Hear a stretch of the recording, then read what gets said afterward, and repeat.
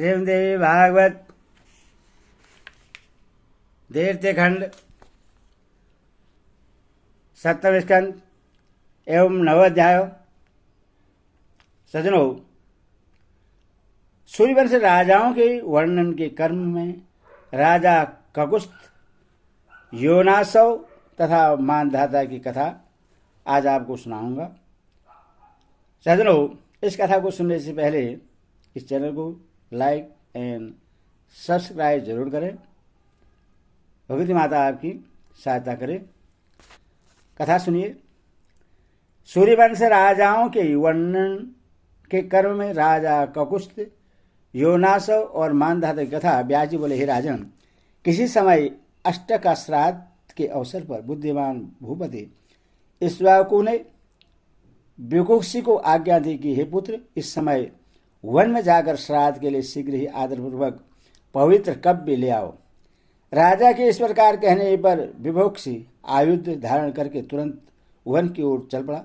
वहां जाकर वह थक गया तथा भूख से व्याकुल हो उठा।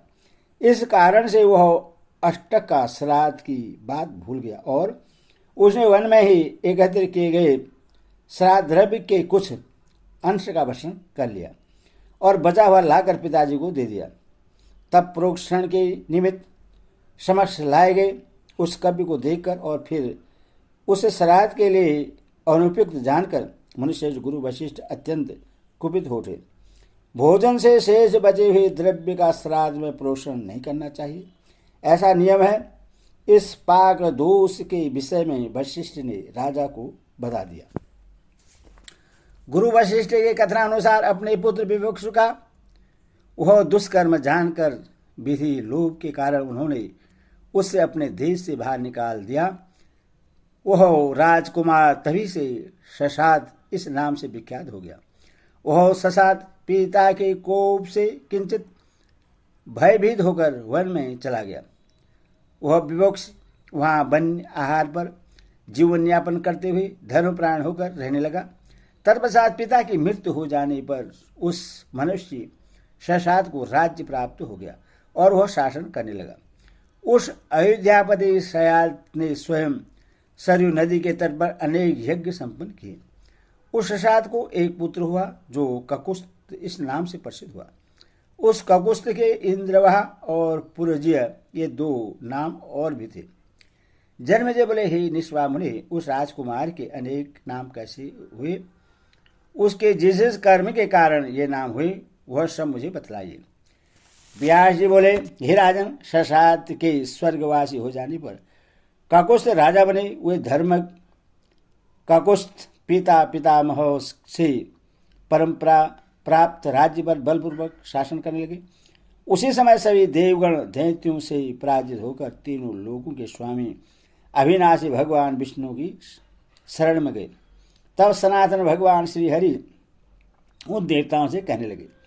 भगवान विष्णु बोले, हे श्रेष्ठ देवगण, आप लोग शशाद पुत्र राजा ककुस्थ से युद्ध में सहायक बनने के लिए प्रार्थना कीजिए। वही युद्ध में दैत्यों को मार सकेंगे। वे धर्मात्मा ककुस्थ धनुष धारण करके सहायता के लिए अवश्य आएंगे।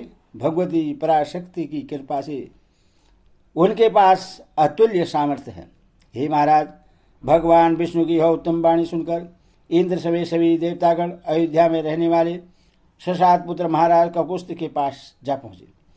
राजा ककुस्थ ने उन आए हुए देवताओं का धर्मपूर्वक अत्यंत उत्साह के साथ पूजन किया और इसके बाद वे उनसे आने का प्रयोजन पूछने लगे। राजा बोले, हे देवगण, मैं धन्य और पवित्र हो गया, मेरा जीवन सार्थक हो गया, जो कि आप लोगों ने मेरे घर पधार कर मुझे अपना महनीय दर्शन दिया है। हे देवेश्वर, आप मुझे अपने कार्य के विषय में बतलाइए। आपका वह कार्य चाहे मनुष्य के लिए परम दुस्साध्य ही हो, मैं वह महान कार्य हर प्रकार से संपन्न करूंगा। देवता बोले, हे राजेंद्र, हमारी सहायता कीजिए।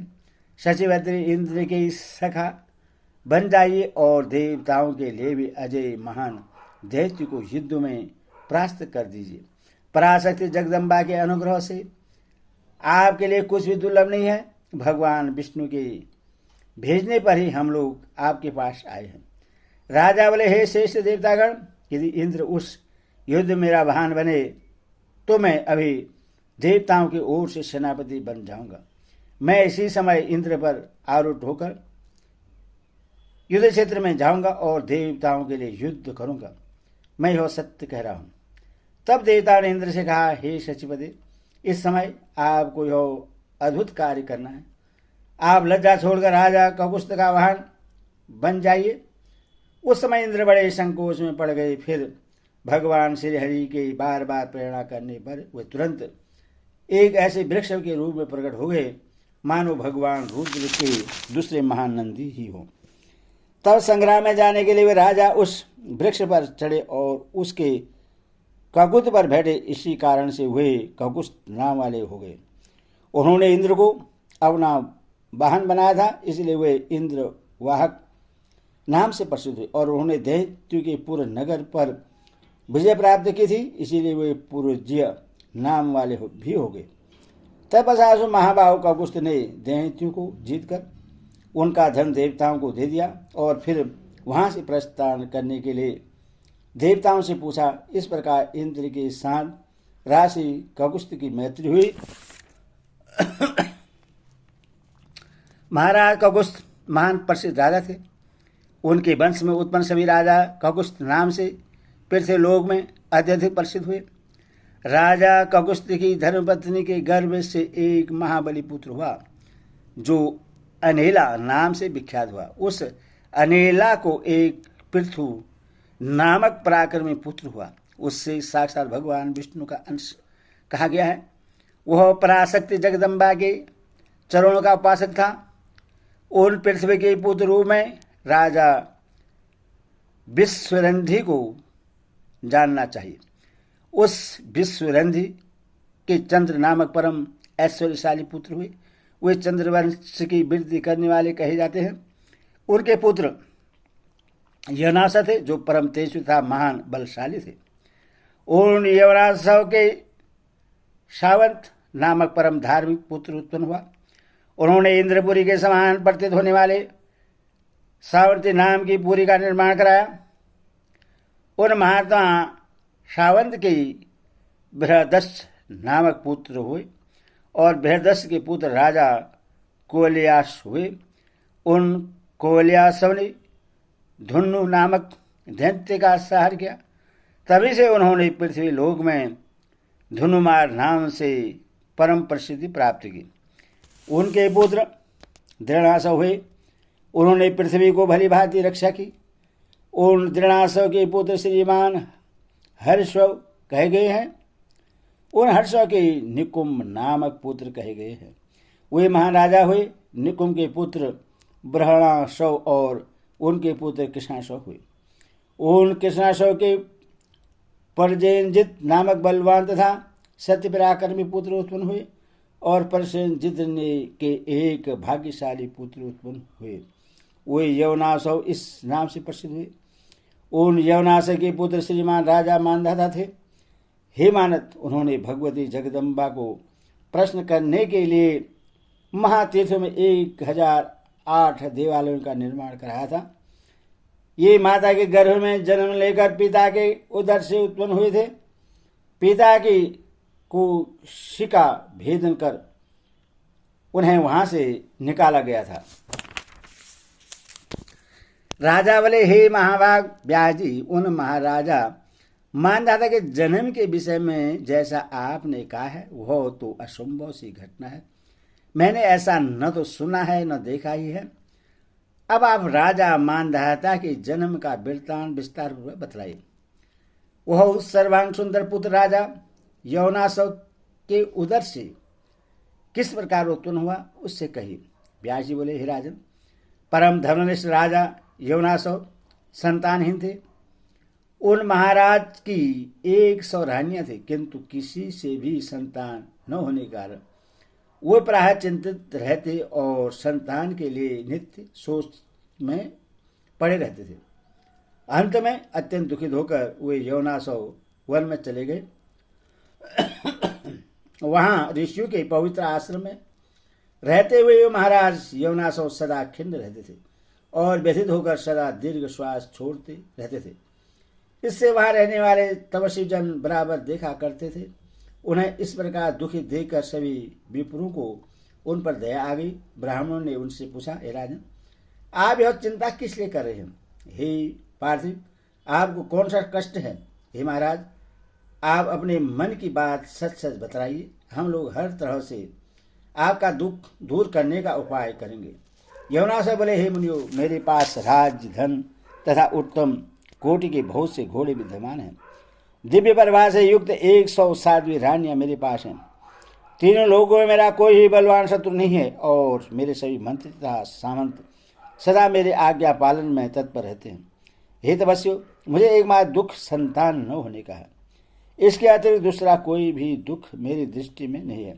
हे विपेंद्रो, पुत्रहीन व्यक्ति की न तो सदगति प्राप्त होती है और न उसे स्वर्ग ही मिलता, अथवा संतान के लिए मैं सदा अत्यधिक शोकाकुल रहता हूँ। हे तपस्वियों, आप लोग महान परिश्रम करके वेद शास्त्र में रहस्य जानने वाले हैं। मुझ संतान कामी के लिए करनी जो उपयुक्त यज्ञ हो, उससे सोच समझकर मुझे बतलाइए। हे तामसो, यदि मुझ पर आप लोगों की कृपा हो तो मेरा यह कार्य संपन्न कर दें। व्यास जी बोले, हे राजन, राजा यवनासव की बात सुनकर दया से परिपूर्ण हृदय वाले उन ब्राह्मणों ने इंद्र को प्रधान देवता बनाकर अत्यंत सावधानी पूर्वक उन नरेश से एक यज्ञ कराया। ब्राह्मण ने वहां पर जल से परिपूर्ण एक कलश स्थापित कराया और राजा यवनासव की पुत्र प्राप्ति के निमित्त वेद मंत्रियों के द्वारा उस कलश का अभिमंत्रण किया। राजा यवनासव को रात में प्यास लग गई, जिससे वह यज्ञशाला में चले गए। वहां कहीं भी जल न देकर तथा ब्राह्मण को सोता हुआ देखकर उन्होंने कलश वाला अभिमंत्रित जल स्वयं ही पी लिया।